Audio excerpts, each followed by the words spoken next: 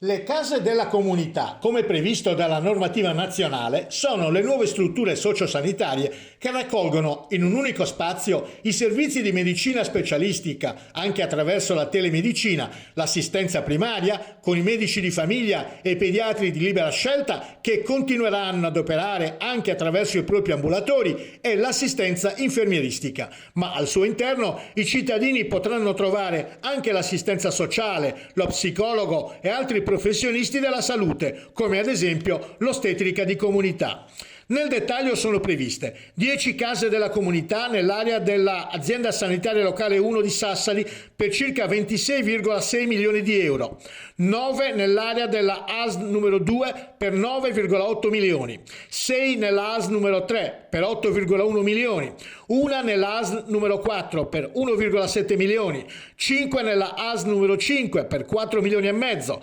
2 nell'ASL numero 6 per poco meno di 3 milioni di euro, 2 nell'ASL numero 7 per 3,8 milioni e infine 15 nella ASL numero 8 per 19,1 milioni di euro. Le strutture previste dal programma che declina il PNRR sul territorio, ha detto fra l'altro l'assessore Mario Nieddu, non esauriscono il novero delle case della comunità complessivamente previste dal piano dei servizi sanitari precedentemente approvato dalla Giunta, che ne prevede ulteriori 5 a cui saranno destinate risorse diverse. Un'impostazione analoga agli ospedali di comunità che, oltre ai 13 indicati con il PNRR, ne include ulteriori 20 previsti a Ittiri, Tiesi, Sorso, Olbia, Gavoi, Macomer, Siniscola, Arzana, Ales, San Gavino Monreale, San Luri, Sant'Antioco, Sestu, Elmas, Decimomannu, Siliqua, Capoterra, Sinne, Muravera ed Isili, che saranno realizzati attraverso altre linee di finanziamento.